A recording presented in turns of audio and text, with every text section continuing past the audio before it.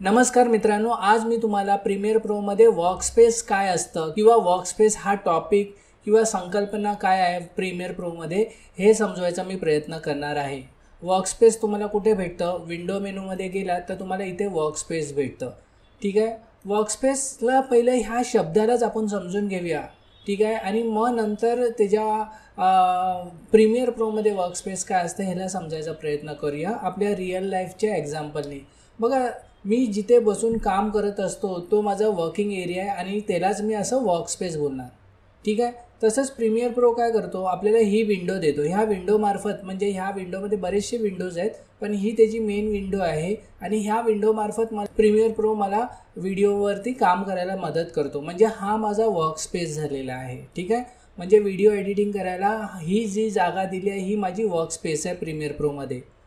Okay, पण तुम्हाला समजतं आहे का की जेव्हा आपण व्हिडिओ एडिट करत असतो तेव्हा व्हिडिओ एडिट करत असताना बऱ्याचशा स्टेजेसमधून आपण जात असतो, टप्प्यातून आपण जात असतो। जसं की समजा एखादा रॉ व्हिडिओ मी इम्पोर्ट केला, इथे व्हिडिओ घेऊन आलो, तर नंतर सर्वप्रथम मला त्याच्यावरती काय करायचं आहे, त्या व्हिडिओला ॲडिट करायचं आहे, बरोबर। ॲडिट झाल्यानंतर मी काय करणार आहे, त्या व्हिडिओमध्ये कलर ग्रेडिंग, कलर करेक्शन करणार, म्हणजे कलर जर व्यवस्थित दिसत नसतील तर कलर ॲडजस्ट करायचा प्रयत्न करणार आहे। मग कलर ग्रेडिंग म्हटलं तर त्याचा मूड सेट करायचा प्रयत्न करणार आहे। मग मी त्या व्हिडिओवरती इफेक्ट्स जोडणार आहे, मग त्याला मी साऊंड इफेक्ट्स जोडणार आहे त्याच्यावरती, आणि त्याच्यानंतर मी त्याच्यामध्ये ग्राफिक्स आणि टायटल्स किंवा टेक्स्ट असं जोडणार आहे। अशा खूप साऱ्या गोष्टी मी त्याच्यामध्ये करत असतो जेव्हा मी व्हिडिओ एडिटिंग करत असतो। मग तुम्ही लक्षात घ्या, जेव्हा ह्या सर्व कमांड्स मी माझ्या ह्या स्क्रीनवरती ओपन करून ठेवले, आता काय होईल, म्हणजे स्क्रीनवरती जागाच नाही उरणार मला काम करण्याकरता।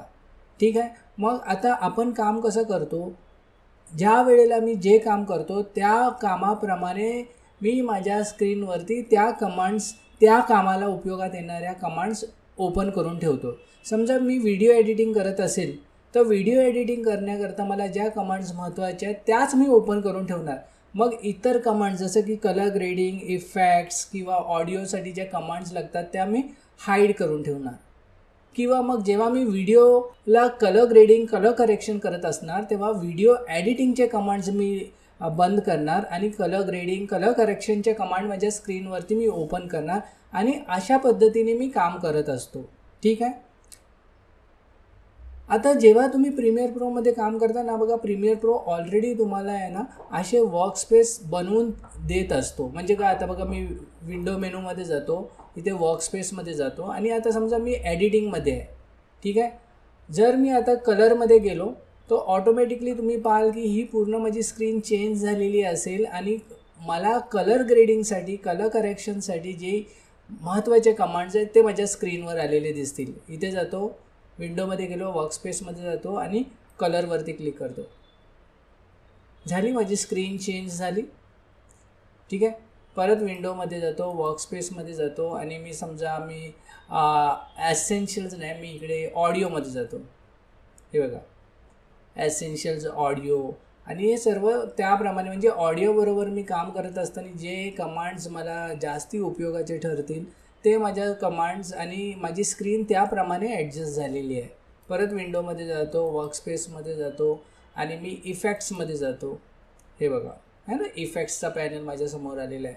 तर वर्कस्पेस काय नाही, वर्कस्पेस म्हटलं तर काय, जेवढ्या पण कमांड्स आपल्या आहेत प्रीमियर प्रोमध्ये, ओके, मग ते गरजेप्रमाणे ओपन करणे, गरजेप्रमाणे त्यांना क्लोज करणे आणि त्यांना घेऊन ही पूर्ण स्क्रीन ॲडजस्ट करणे, हा आपला वर्किंग एरिया ॲडजस्ट करणे। आय होप तुम्हाला मी काय बोलतो आहे ते समजतं आहे। ठीक आहे, थोडंसं मायनर कॉम्प्लिकेटेड गोष्ट आहे पण एवढी कॉम्प्लिकेटेड पण नाही तसं बोलायला गेलं तर। ठीक आहे, आणि आता काय माहिती का की समजा आता हे जे पण वर्कस्पेस आहेत, कधी कधी काय होतं की जेव्हा तुम्ही काम करत असता, काम करून तुम्ही थोडे एक्सपिरियन्स झालेले असतात, तेव्हा तुमचं मत असं असतं की जे प्रीमियर प्रोनी मला वर्कस्पेस दिलेले आहेत हे सोडा, आता मला वाटतं की मी जेव्हा काम करत असतो तेव्हा मला स्पेसिफिक कमांड्स किंवा स्पेसिफिक पॅनल माझ्या डोळ्यासमोर अशा पद्धतीने मांडले गेले पाहिजेत। ठीक आहे, आणि नेहमी जेव्हा मी काम करेन तेव्हा अशाच पद्धतीने माझी स्क्रीन मला दिसली पाहिजे, म्हणजे मी चांगल्या पद्धतीने काम करू शकतो. म्हणजे आता मी काय करायला मागतो, मी माझ्या पद्धतीने ही स्क्रीन आणि ह्या स्क्रीनवरचे ऑप्शन ॲडजस्ट करायला मागतो. ठीक आहे. आणि मग ही सेटिंग मी सेव्ह करून ठेवू शकतो ॲज अ वर्कस्पेस, आणि जेव्हा मी काम करीन तेव्हा मी त्या वर्कस्पेसप्रमाणे काम करू शकतो. ठीक आहे. तर आता आपण पाहूया की आपण वर्कस्पेस कसं आपल्याप्रमाणे ॲडजस्ट करू शकतो आणि त्याला स्टोअर करू शकतो. ठीक आहे. मी काय करतो, आता विंडोमध्ये जातो आणि नॉर्मली आपण काय करतो, आपण एडिटिंग वर्कस्पेसमध्ये असतो. ठीक आहे. आता ह्या वर्कस्पेसला मी काय करतो, रिऑर्गनाईज करतो. म्हणजे ह्याला आहे ना परत माझ्या गरजेप्रमाणे ह्याला ॲडजस्ट करतो असं आपण गृहीत धरूया, आणि मग त्याला मी स्टोअर करतो. आता मी काय करतो, समजा माझं मत आहे की हा सोर्स क्लिप आणि प्रोग्राम विंडो आणि हा सोर्स विंडोचा जो विंडो आहे ते एकत्र असले पाहिजे. तर मी ह्याला पकडतो इथे आणि ह्याला खेचून ह्या विंडोमध्ये आणून ठेवतो. बघा, हे दोन एकत्र आले आहेत इकडे. मग नंतर माझं मत आहे की ह्याला मी इथे ॲडजस्ट करतो. माझं मत आहे की इफेक्ट्स कंट्रोल हे राहू द्या इथे. हा प्रोजेक्ट विंडो आहे ना, हा प्रोजेक्ट विंडो, ह्याला मी इथे बटन दाबतो आणि त्याला खेचतो आणि या इफेक्ट कंट्रोलच्या इथे घेऊन जातो. हे बघा, हे इथे जोडले गेले.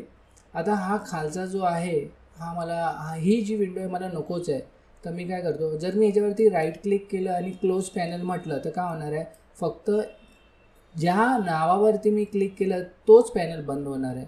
जर मी ह्याच्यावरती राईट क्लिक केलं आणि मी म्हटलं close other group in panel म्हटलं तर हा तर पॅनल बंद होणार आहे, त्याच्यासोबत हे सारे पॅनल बंद होणार आहेत. तर राईट क्लिक करतो आणि close other panels in group ह्याच्यावरती क्लिक करतो.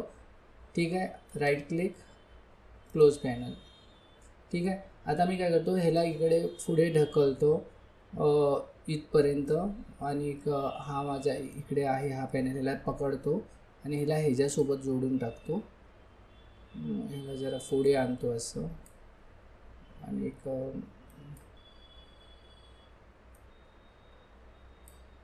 हे बघा. ठीक आहे.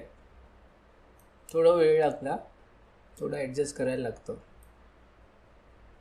आता समजा मला ही सेटिंग अशी हवी आहे. ठीक आहे. आता हे पण पॅनल्स आहेत ना, हे पॅनल्स पकडतो, ह्याला ह्याच्यामध्ये जोडून टाकतो. ह्याला हा पॅनल नको आहे मला, ह्याला क्लोज करून टाकतो. मेटा डेटा पण नको आहे मला, ह्याला क्लोज करून टाकतो. आणि अशा पद्धतीने मला ही माझी स्क्रीन नेहमी ॲडजस्ट करून हवी आहे. अशा मांडणीने मी नेहमी काम करायला मागतो. ठीक आहे. तर आता ही जी मांडणी आहे मी सेव्ह करायला मागतो. मग मी काय करतो, विंडो मेनूमध्ये जातो, वर्कस्पेसमध्ये जातो आणि मी काय बोलतो, सेव्ह न्यू वर्कस्पेस, इथे क्लिक करतो आणि इथे नाव देतो माय, आणि मी याला बोलतो ओके. ठीक आहे. आता मी काय करतो, तुम्हाला ह्याला आपण कसं मिळवू शकतो ते दाखवतो. आता समजा मी उद्या आलो आणि मी एडिटिंगमध्ये काम करतो आहे. ठीक आहे. आता मी एडिटिंग वर्कस्पेस घेतो. बघा, मी आता एडिटिंग वर्कस्पेस घेतला, पण तरीसुद्धा हा माय वर्कस्पेस म्हणजे मी जी ॲडजस्टमेंट केलेली ना तो वर्कस्पेसच दाखवतो आहे. मग तुम्हाला काय करायचं आहे, विंडोमध्ये जायचं आहे, वर्कस्पेसमध्ये जायचं आहे आणि बोलायचं आहे की हा जो एडिटिंगचा मी वर्कस्पेस निवडला आहे त्याला रिसेट कर, कारण आता हा चालू दाखवतो आहे ना. तर मी त्याला रिसेट करून त्याला सांगतो आहे तू ह्या स्टेजला आहे. मग मी इथे रिसेट बोलतो. हा बघा, हा एडिटिंगचा आला.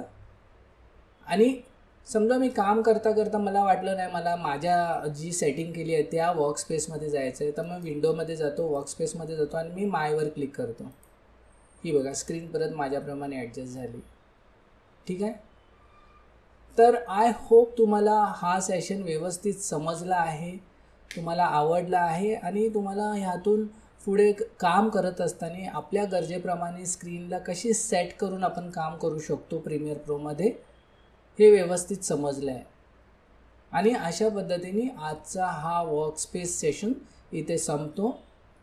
आय होप तुम्हाला हा व्हिडिओ आवडतो, तुम्हाला त्यातून खूप साऱ्या माहिती भेटते आणि तुमचा फायदा होतो.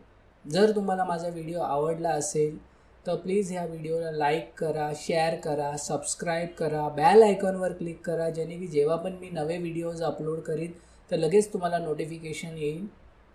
ठीक आहे. व्हिडिओ बघितल्याबद्दल खूप खूप आभार. थँक्यू.